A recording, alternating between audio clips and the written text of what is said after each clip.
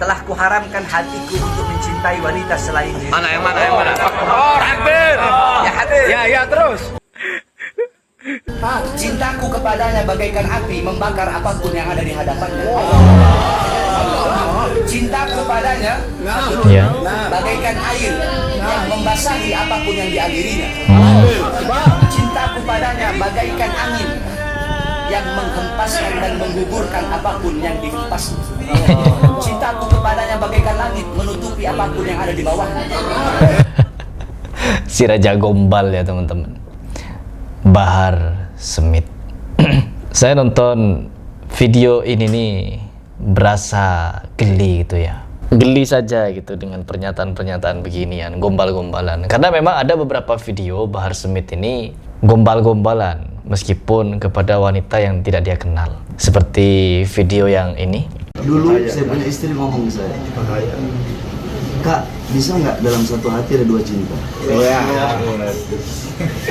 Iya, terus Saya jawab begini, kalau tidak bisa, aku letakkan dua cinta dalam satu hati, maka akan aku letakkan cinta dan takut dalam satu hati. Mencintaimu dan takut kehilanganmu. Nah, video itu di kafe. Bahar Smith gombal-gombalan dengan perempuan yang baru dia kenal, yang mungkin sebatas untuk menghibur mukibinnya. Namun di bagian ini juga menjadi hal-hal yang miris sebenarnya, ketika menyaksikan orang yang selalu mengaku-ngaku keturunan Nabi yang kesekian, namun pada kenyataannya dia melakukan hal yang cukup bejat kepada perempuan yang dia nikahi. Meskipun di bagian ini dia ini mendapatkan support juga dari istrinya untuk menikahi wanita lain dan lain sebagainya itu. Namun ketika diberikan tanggung jawab seperti itu, dia hilang dari amanahnya teman-teman. Hanya sekedar janji kepada wanita yang dia nikahi, yang di Kalimantan, terus yang Helwa ini bermasalah. Itulah ketika orang terlalu banyak gombal dan tidak luput juga penuh dengan kedustaan. Saya berani mengucapkan Bahar banyak kedustaannya karena memang beberapa video, beberapa fatwa, beberapa ceramah yang dia sampaikan di media sosial cenderung semuanya ya berisi petuah-petuah belaka, ungkapan-ungkapan kata bijak, bahkan memberikan dalil-dalil yang tidak tahu sumbernya dari mana. Bukan cuma sumbernya dari mana, tidak diketahui. Dalilnya yang seperti itu dia dapatkan dari mana juga tidak tahu teman-teman. Dan kali ini gombalan-gombalan itu diedit banyak orang untuk dikompilasikan dengan fakta yang tengah terjadi kepadanya. Pujangga cinta ya teman-teman.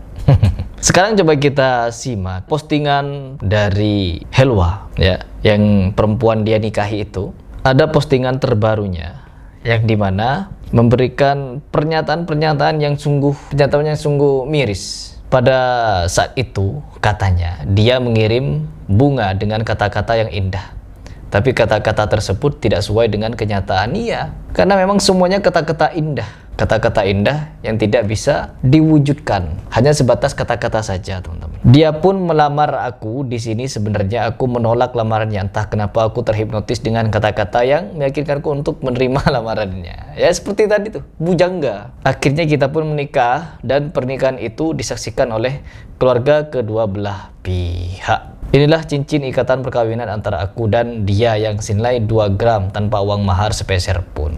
Ya, di sini ceritanya cukup komplit ya teman-teman. Sampai-sampai Helwa ini ditinggalkan ya begitu saja oleh Bahar Smith dengan alasan-alasan yang kurang lah. Dan hal ini juga menjadi perhatian serius sebenarnya bagi para Habib, yang dimana kemarin juga terjadi kepada Ali Jindan, yang dimana Ali Jindan juga melakukan hal yang kurang pantas kepada istrinya. Sekarang menimpa kepada Bahar Smith. Dua orang ini sama-sama muridnya Habib Rizik Syihab. Sama-sama muridnya Habib Rizik Syihab, cuman keduanya sama-sama pendongeng handal, pendustaan handal, tukang dawir handal, apalagi tukang gombal handal. Bahkan kasusnya tidak jauh berbeda, Bahar dan Ali Jindan ini. Apa ini bukan teguran namanya? Bukan teguran. Ketika duo Habib sama-sama andalannya Rizik Syihab, saya juga mengandalkan Habib Rizik Syihab dulu teman-teman. Panutan saya dulu. Saya nonton video beliau yang ceramah menggelegar, saya kencengin volumenya. Kalau teringat itu saya malu ya. Malu sekali. Kok bisa saya menjadi fans Habib Rizik ini?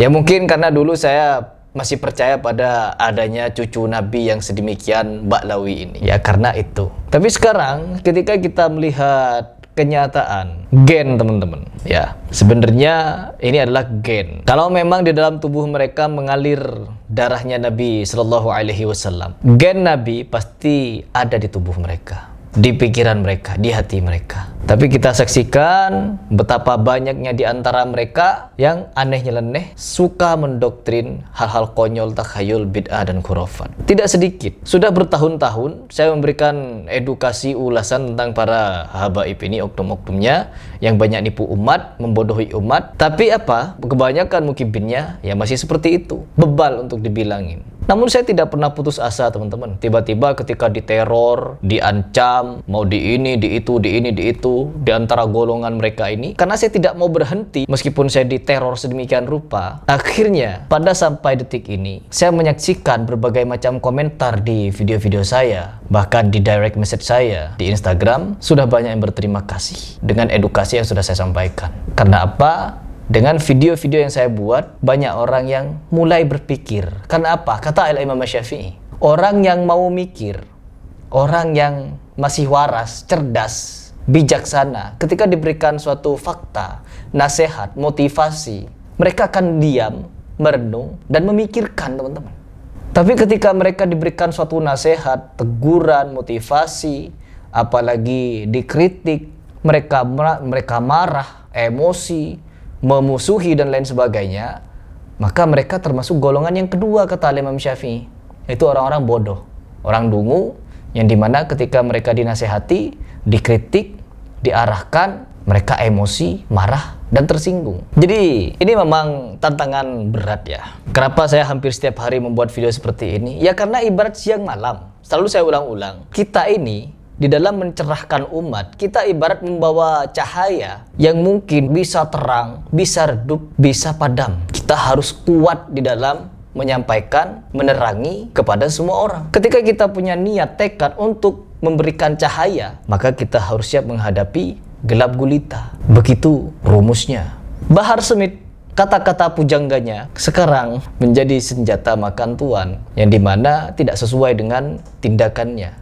Mencintai lebih dari satu wanita, ya Nabi SAW melakukan, ya Umar bin Khattab melakukan, Utsman bin Affan melakukan, Ali bin Abi Thalib melakukan yang namanya poligami. Cuman mereka semuanya tanggung jawab. Tapi bagaimana dengan Bahar? Melakukan hal tersebut tapi tidak tanggung jawab. Kesaksian dari istri pertama Bahar Smith, apa katanya? Diberikan sering mentransfer kepada si Helwa ini. Namun pada kenyataannya menurut Helwa teman-teman, jarang memberikan nafkah, jarang menjenguk dan lain sebagainya. Menjenguk karena hanya kebutuhan HS katanya. Ya sudahlah, itu urusan masing-masing. Entah mereka mau berseteru dan lain sebagainya, kita tidak perlu masuk kepada ranah rumah tangga mereka, biar mereka menyelesaikan. Namun tetap kita pantau. Karena apa?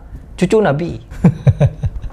Cucu Nabi ini teman-teman. Cucu Nabi ke 27, 28, 29, 33, 34, 38, 39, 37, berapa? Mau yang mana? Mau angka berapa? Bebas, suka-suka Habib. Aduh, kira-kira kalau Bahar Smith nanti klarifikasi, seperti apa klarifikasinya? Kita tunggu saja ke depannya.